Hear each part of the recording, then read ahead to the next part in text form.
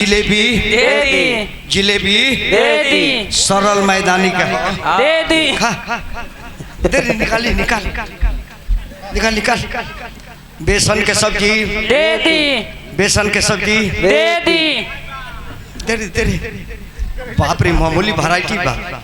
कटहर के कोफ्ता दे दी, कटहर के कोफ्ता दे दी, हित घिसिया जी है सब भाई। रोमा वाला पापड़ दे दी, रोमा वाला पापड़ दे दी, सारा गैस निकाल के बहरी चल जाए। काका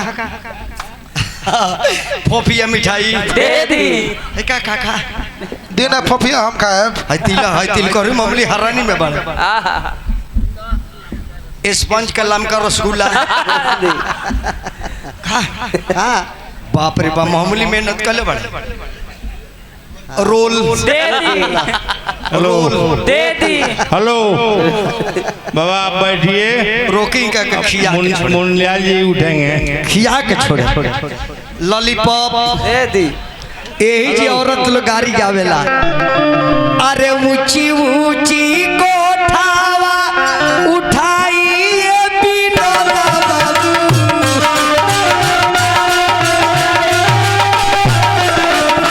ऊंची ऊंची कोठावा उठाइए मुखिया जी।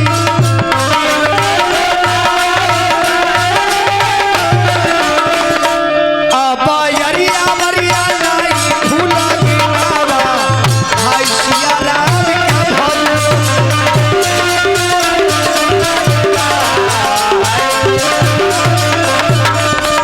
वही फूला बारिया में पहले तिलवारू बहू अब तूर ले ली राउर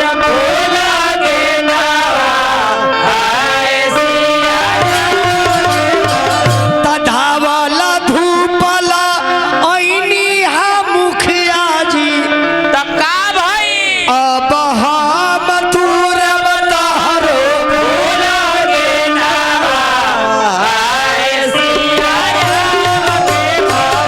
ई बिहार के गोपलगारी हो। यही से सीढ़िया में गोले रहो। अरे री माझी मारी माझी मा देवा मारी सी।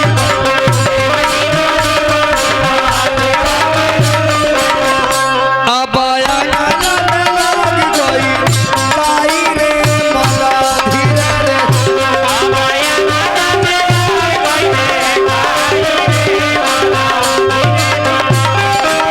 पानी भरे चलली रे चलली तिल कहरू बहू तले गोलावा गइले पीछा।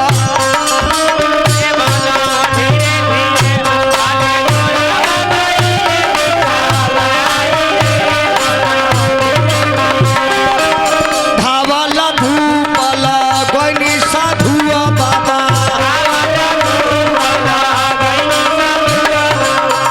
अब सहोरी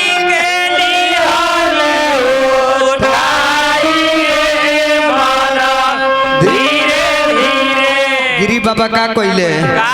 अरे आज रटो वेले पाया रटो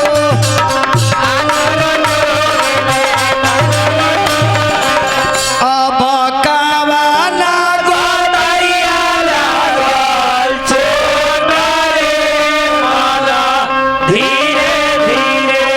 तो का कहली तिल कहरू बा। अरे ना चोटाया जर में ना छोड़ा पाजर में तो केने बचोट केने उनका रोशन चौकी में लाग गई। आपका इहर से करू चाह के बाबा तिलक चाह आपका के समय तिल समाप्त कहरू हो रहा अपना है। घरे गइले। तिलक बाबा चाह आपका समय समाप्त हो रहा है। उहन कहता नहीं तिल करू लो तिलक चढ़ाइल भोजन कई ठीक बा, बड़ी अपना धाम के गई। अब हरि का नाम ही में लाग गई। हरि का नाम लाग गई। बाबा समय पर ध्यान दे। समय खत्म हो रहा है। श्री भगवान रउआ